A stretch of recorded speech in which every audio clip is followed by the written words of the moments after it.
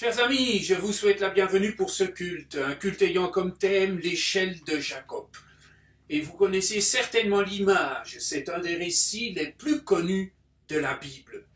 Dans un rêve, Jacob voit l'échelle, une échelle qui monte au ciel. Et Dieu lui parle et dit « Je suis avec toi, je te garderai partout où tu iras, je ne t'abandonnerai pas. Je serai avec toi. » Jacob est frémissant quant à cette expérience que Dieu l'accompagne sur le chemin de la vie, même dans les moments les plus sombres, même au milieu de la nuit, même dans la solitude du désert, sans d'autres personnes autour de lui.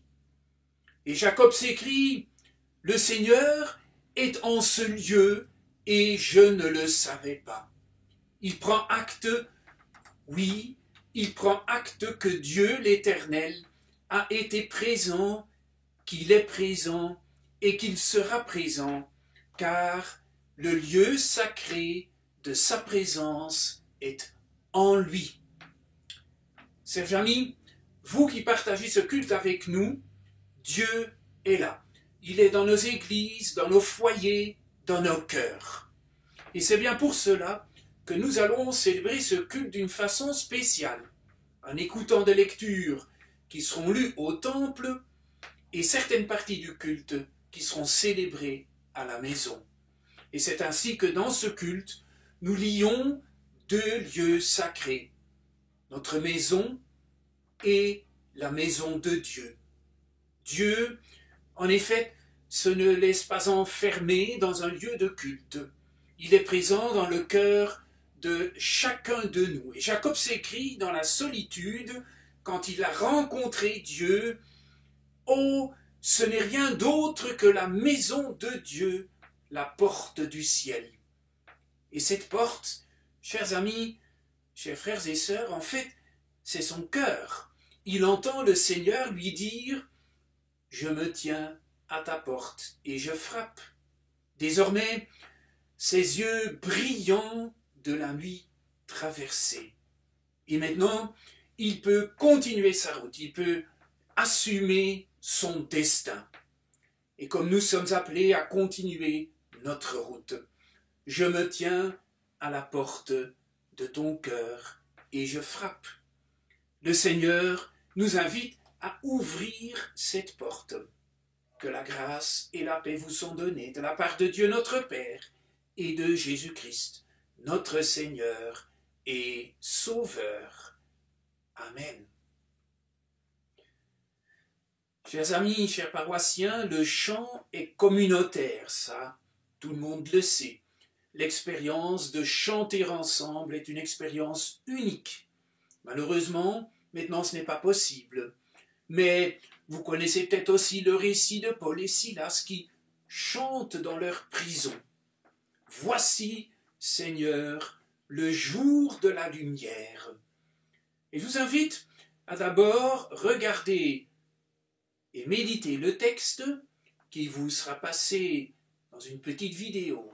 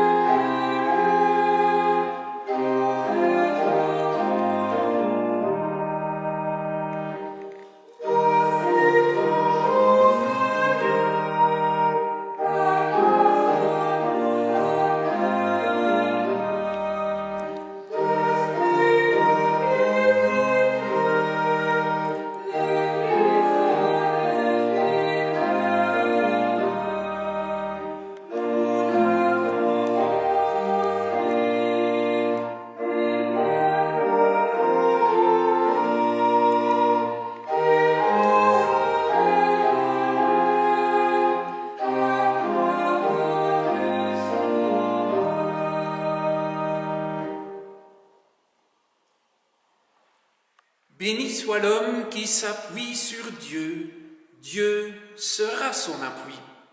Il sera comme l'arbre planté près des eaux, qui pousse ses racines vers la fraîcheur des courants. Quand vient la chaleur, l'épreuve, l'angoisse, le feuilletage reste vert, sa foi et son espérance intactes. Notre Dieu, c'est ta présence que nous te demandons, non seulement pour cet instant de prière, mais pour toute notre vie. Nous avons besoin d'être convaincus que tu es là, que tu nous accompagnes, que nous ne sommes pas seuls, abandonnés à nous-mêmes. Donne-nous de porter dans nos cœurs ta lumière et ta chaleur. Donne-nous les forces nécessaires pour nos tâches quotidiennes, dans les difficultés et les épreuves de la vie. Apporte-nous ton réconfort. Ce n'est pas seulement auprès de nous, mais auprès de tous les hommes que nous te demandons d'être présents. Que ton évangile rayonne sur la terre et que partout ton Saint-Esprit souffle en manifestant ta présence. Amen.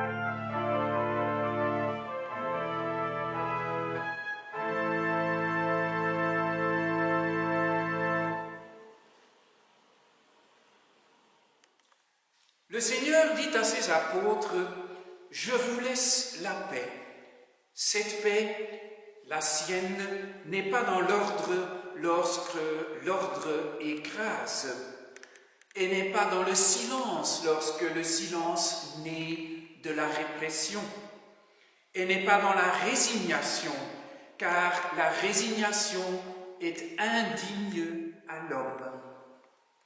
Le Seigneur dit à ses apôtres, « Je vous laisse la paix. » Et cette paix, elle nous la donne, la paix, l'amour et le pardon.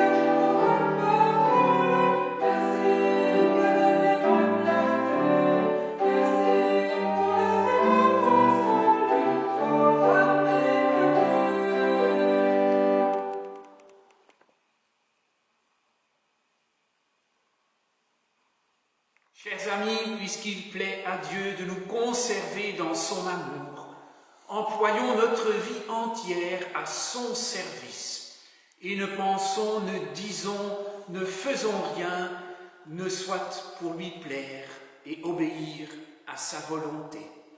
Que toutes nos actions se rapportent à la gloire de son nom et au salut de nos frères et sœurs. Amen.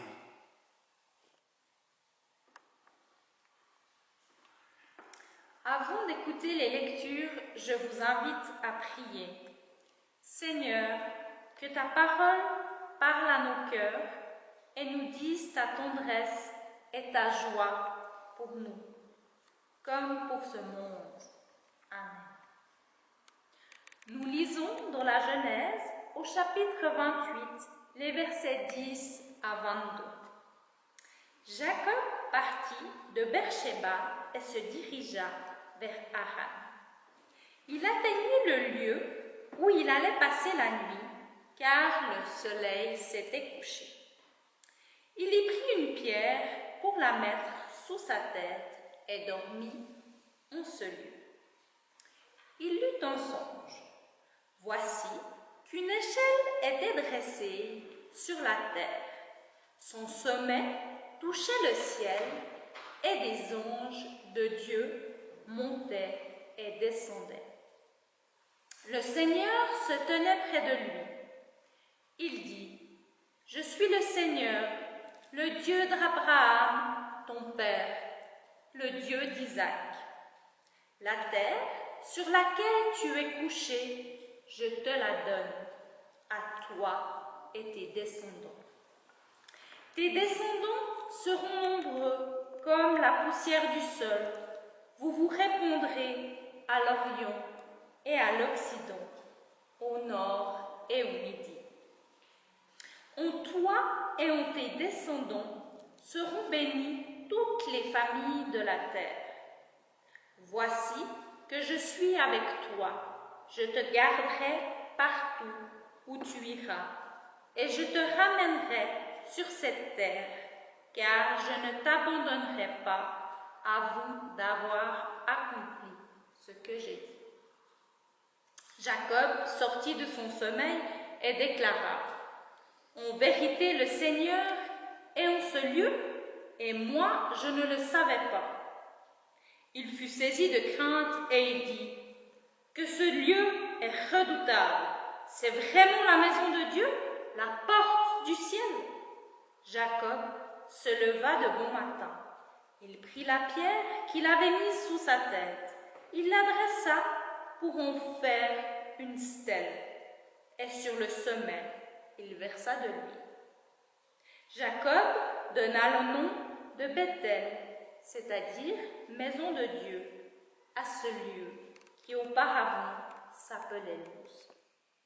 Alors Jacob prononça ce vœu. Si Dieu est avec moi, s'il me garde sur le chemin où je marche, s'il me donne du pain pour manger et des vêtements pour me couvrir, et si je reviens sain et sauf à la maison de mon Père, le Seigneur sera mon Dieu. Cette pierre dont j'ai fait une stèle sera la maison de Dieu. De tout ce que tu me donneras, je prélèverai la dîme pour toi.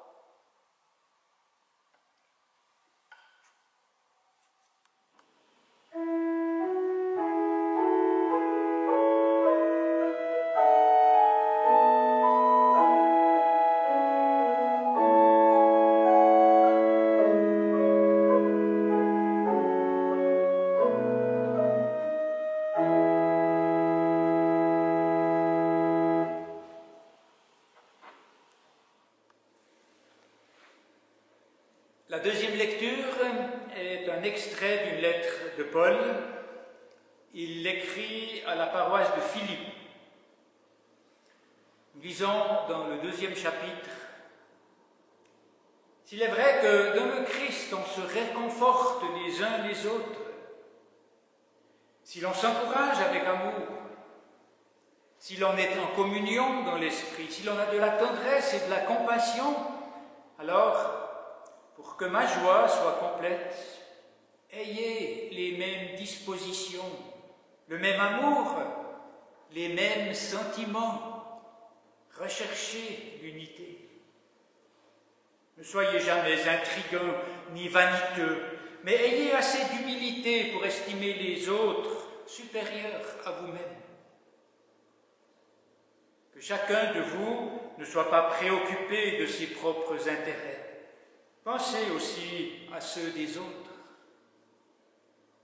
Ayez en vous les dispositions qui sont dans le Christ Jésus. Amen.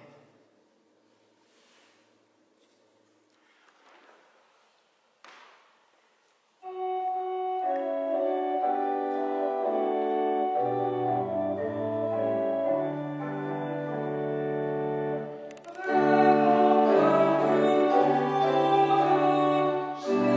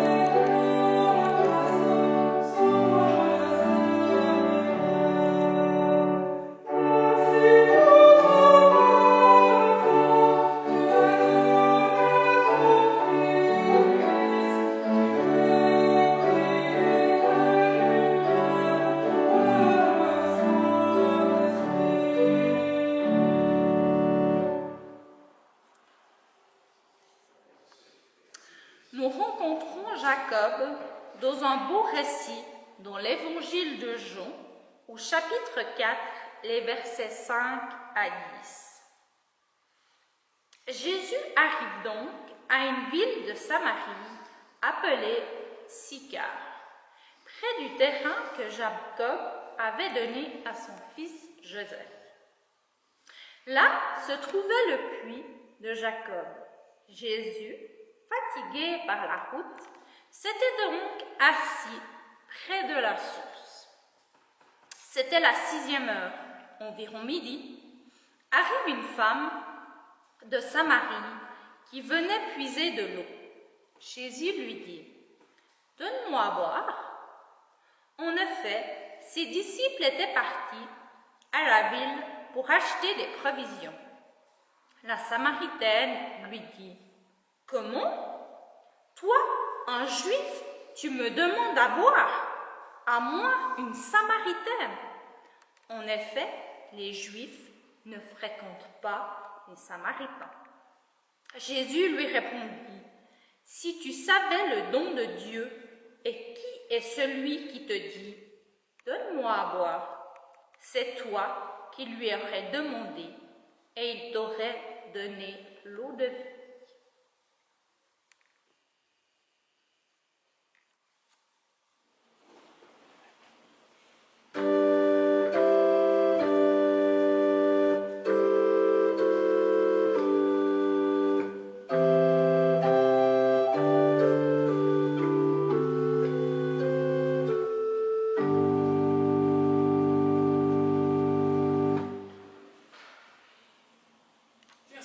Le récit de l'échelle de Jacob est un des textes les plus fascinants de la Bible. Il pose la question de Dieu, de notre humanité, de la morale, de la religion, de la justice. Et voici le contexte. Le jeune Jacob doit fuir la colère de son frère Ésaü. Celui-ci avait juré de se venger. Et il y a de quoi. Rien fait douter davantage de la fameuse égalité des chances que l'héritage. Et voici que Jacob a volé l'héritage. Et il quitte donc sa famille avec une boule au ventre, anxieux d'être poursuivi. C'est la première fois de sa vie. Il se retrouve sans l'appui de sa maman, de sa mère. Et pourtant, sa maman, sa mère, lui a donné un conseil, celui de partir au nord et de rejoindre son oncle. Problème, il ne connaît pas son oncle. Il voudrait bien plutôt trouver là-bas une femme, mais dans la tribu. Mais comment faire? Comment trouver une femme? Donc, tas de questions, tas d'incertitudes. Jacob a obéi, mais sera-t-il la bienvenue? Et d'abord, trouvera-t-il le chemin? C'est un récit splendide et tellement humain. Devant lui, une longue route solitaire, une route à perte de vue. On imagine son incertitude, sa peur, sa nostalgie, sa tristesse aussi. Et peut-être aussi un brin de curiosité. L'excitation à l'idée de découvrir et d'affronter seul l'inconnu, avec la possibilité de pouvoir faire sa vie. Un récit fabuleux, fabuleux par son humanité. Et on peut s'imaginer tous les sentiments de Jacob. Parce qu'en fait, il est comme nous. Il est comme nous lorsque nous passons dans une autre étape de la vie, ou à une autre étape de la vie. Quand on sort de l'enfance, quand nous perdons nos attaches, quand on s'engage à vivre avec l'être aimé pour la vie entière. On connaît le présent, mais la suite est toujours à découvrir et à construire. Et je pense aussi au moment lorsqu'un enfant paraît et bouleverse le couple ou la famille. Ou encore, par exemple, quand, malheureusement pour toujours, disparaît de notre entourage un visage aimé. Nous connaissons ces étapes de transition, des moments déstabilisants.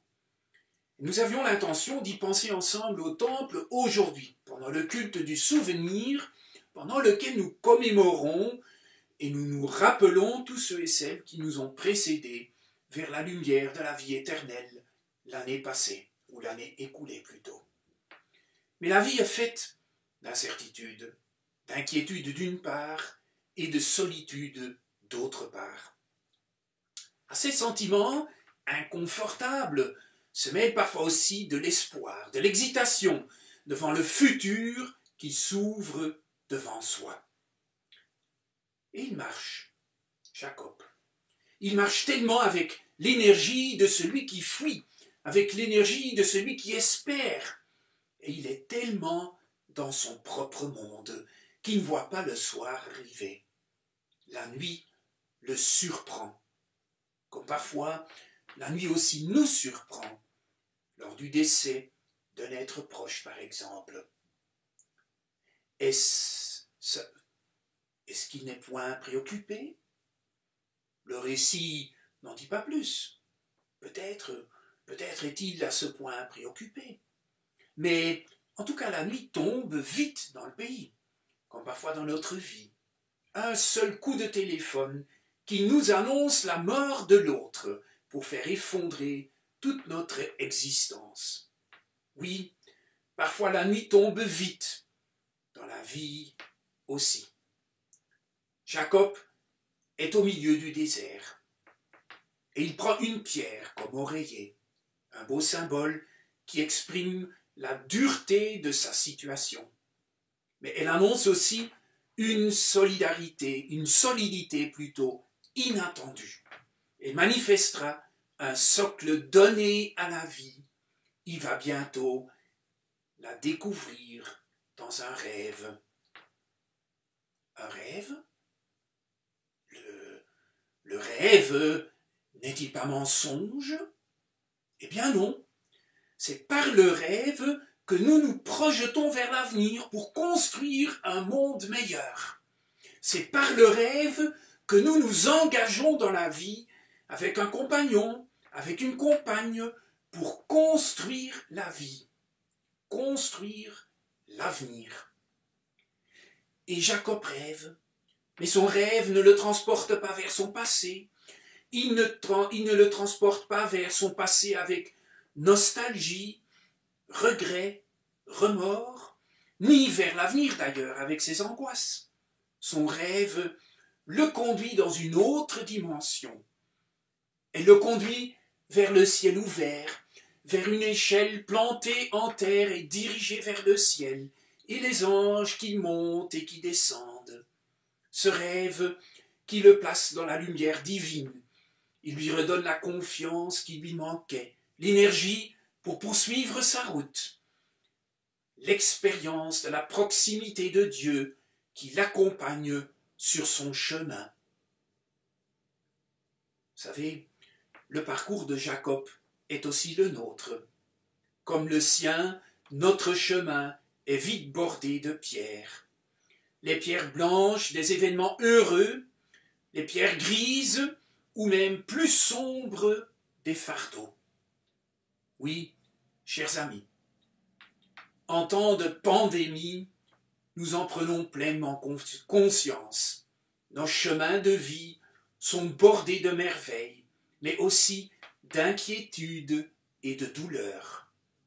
Là où nous marchons, tantôt d'un pas décidé et joyeux, tantôt d'un pas lourd. Mais l'échelle se lève vers le ciel, vers la lumière, vers l'au-delà, d'un tout autre horizon. Et alors, les pierres grises volent en éclats elles aussi. Elles deviennent autant de pierres blanches, rejoignant les blancs de Pâques, la couleur de la résurrection. Malgré la situation sanitaire, nous avons pu faire des cultes le mois passé. J'ai fait des mariages, des baptêmes, des funérailles. On a vécu le culte de confirmation, le culte de lancement du caté, devant Dieu, avec nos proches pour un baptême, une confirmation, un mariage, un culte d'action de grâce à l'occasion d'un décès. Ou simplement, nous nous arrêtons et nous nous ouvrons à une autre réalité. Nous plaçons nos vies et la vie de ceux qui nous sont proches, y compris de nos disparus, dans la lumière divine. Cette échelle de Jacob, plutôt, est une belle image, en est une belle image. La communication entre le ciel et la terre va toujours dans deux sens. Jacob ne voit pas seulement les anges monter, parce que ça pourrait exprimer la quête de l'homme, sa requête, sa prière, mais il voit pas seulement les anges descendre non plus. Ça évoquerait la sollicitude ou la sollicitude divine, sa parole adressée aux hommes, sa bénédiction. Non, le récit nous raconte qu'il voit dans son rêve les anges monter et descendre tout au long de l'échelle. C'est le signe qu'il y a une véritable communication, un dialogue, un réel échange. Dieu échange avec l'homme. Le Seigneur frappe à la porte, mais il ne la force pas. Il invite l'homme de l'ouvrir et d'entrer en dialogue. Et Jacob aurait pu raconter son rêve ainsi. Les anges montent, ils prennent ma solitude et mes peurs, ils vont les porter devant Dieu. Les anges descendent, ils m'apportent le message de l'amour, de la miséricorde de Dieu. Les anges montent, ils prennent mes attentes, mes joies, mes espoirs, et les portent devant Dieu. Les anges descendent, ils m'apportent la bénédiction et les promesses du Seigneur. Voilà, chers amis en Christ, voilà ce qui peut se dérouler lors de nos cultes, lors de nos mariages, lors de nos baptêmes, lors de nos funérailles. Nous apportons avec nous toutes nos vies, nos sentiments mêlés de joie, de reconnaissance, mais aussi nos inquiétudes, nos questions, nos tristesses lors d'un décès. Tous ces sentiments peuvent trouver leur expression devant Dieu. Et nous recevons de Dieu sa parole d'encouragement, de consolation et de bénédiction. Et Jacob se réveille. Dieu est ici, et je ne le savais pas, s'écrie-t-il. Absolument magnifique. Dieu est ici, et je ne le savais pas. Encore deux petites remarques. La présence de Dieu, qu'en est-il? Comment c'est? Comment la ressentir? Eh bien oui, la présence divine, chers amis, ne se remarque pas. On ne la ressent pas forcément au moment même. Mais c'est souvent après coup, dans la relecture de notre vie, qu'on la remarque. Alors on voit les traces de la présence de Dieu et qui nous a donné son soutien, sa force et son amour. Il est là, dans le monde, entre nous et en nous. Et encore une fois, c'est un récit génial. Le paradoxe de ce récit, la divine présence se révèle à la conscience de Jacob, dans l'inconscience de son sommeil.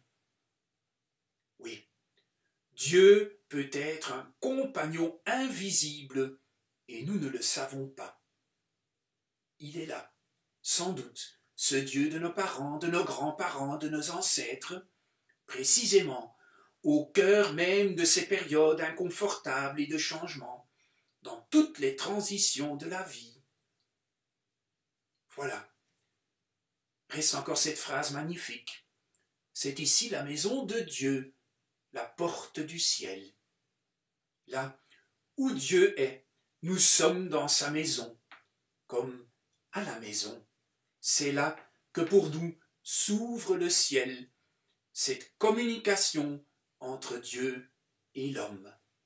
Ce lien apaise et permet de continuer sa vie, d'aborder l'avenir avec confiance et espérance. Oui, Dieu est là et nous ne le savons pas.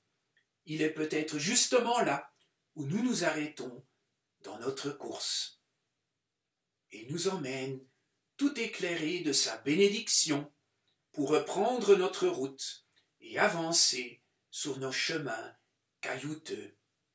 Ouvrir un avenir.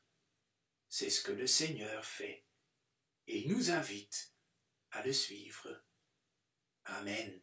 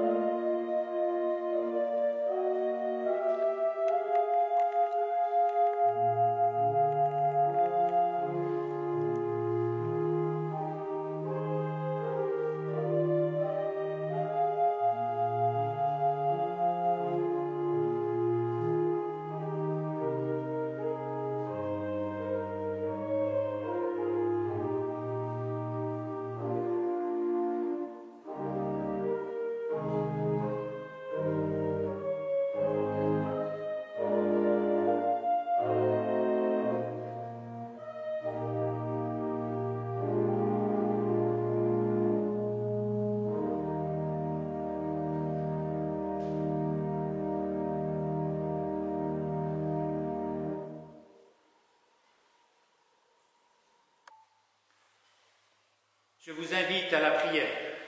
La prière est un acte commun, c'est une confession personnelle. Prions ensemble.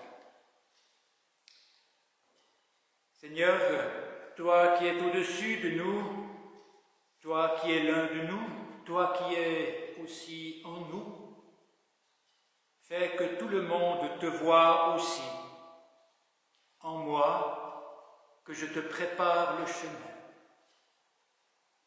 Qu'alors je te remercie de tout ce qui m'arrive, qu'alors je n'oublie pas la misère des autres. Garde-moi dans ton amour, comme tu veux que tous les autres demeurent dans le mien. Que tout ce qui fait partie de mon être te glorifie et que je ne désespère jamais. Car je suis dans ta main, et en toi sont toute force et toute bonté. Donne-moi un cœur pur, afin que je te voie, un esprit humble, afin que je t'entende, l'esprit de l'amour, afin que je te serve, l'esprit de la foi, afin que je demeure en toi. Sois avec les malades, les affligés, les prisonniers, sois avec les personnes âgées qui ont difficulté à accepter que les forces diminuent. Nous te prions pour ton Église, pour notre Église, pour ceux et celles qui nous suivent par la vidéo. Tu nous invites à être tes témoins, mais trop souvent, nous nous préoccupons plus de notre Église que de ton Évangile, à la maison, dans la vie de tous les jours. Que l'Évangile rayonne, éclaire et guide le monde. C'est cela pourquoi nous te prions en communion avec l'Église de tous les lieux et de tous les temps,